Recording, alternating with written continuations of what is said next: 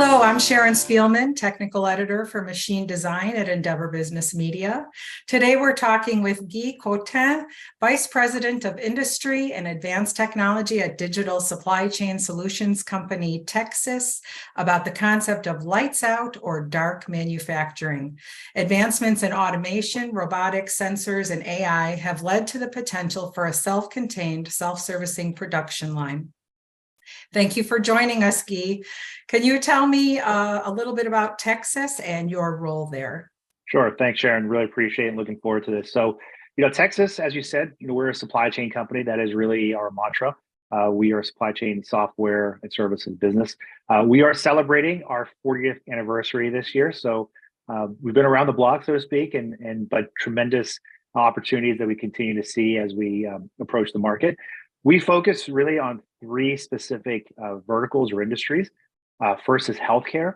Then there's distribution, which is really any type of business that has some type of distribution, warehousing network, things of that nature. So when you think about like plumbing and electric or 3PLs or spare parts, those are really the areas of focus for distribution. And then finally, retail. Within retail, I sort of say what we don't do. We don't do anything in grocery. But we do a lot when it comes to things like footwear and apparel, soft goods, et cetera. So, those are our primary focuses. And again, really as a supply chain company, what we offer the market is supply chain execution software, such as WMS or TMS, but also things such as orchestration software, like order management or point of use in the healthcare side. So it's really a powerful supply chain services platform that we offer the market. Okay, great. I appreciate that.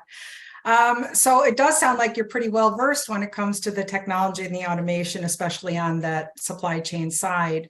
And so as we focus on the concept of a dark factory or lights out manufacturing, I do look forward to hearing your take from the supply chain side. So the first thing I would like to talk to you about are maybe the technical challenges that have to be overcome when we're talking about a dark factory or lights out warehousing or manufacturing. No, absolutely. And I think it's an interesting concept in terms of this dark factory, dark warehouse, dark fulfillment center. And I would sort of take a step back, Sharon, and almost say, is this concept of a dark whatever, fill in the blank, is that more science fiction than reality? And I think right now it is a little bit more science fiction than reality. But the basic tenets of it, I think, are absolutely what we're seeing today in the space. And that is less dependency on labor. Why? Because labor is very hard to attract, retain, train, et cetera. We're seeing, in a warehouse, for example, we're seeing hourly rates go up into the $20 range and still not being able to find enough labor to do what you need to do within that facility. So that's one. Second is, the speed by which some of these facilities, whether it's a factory or a warehouse, are evolving.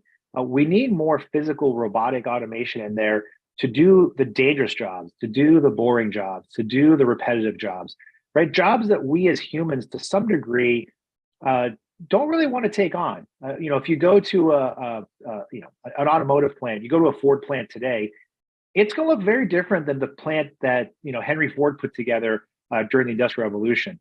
The pictures we've seen and the old grainy videos we used to see, or pictures we used to see of labor, moving the Model T down the assembly line, and people running around. At the time, it was mostly men going in there, screwing in the wheels and putting in the steering column and the seats and all this. Right today, a lot of that is being automated by robotics, and part of that's dangerous work. If I'm welding something or if I'm screwing in nuts and bolts into an engine, that can be dangerous. Those are heavy pieces of componentry.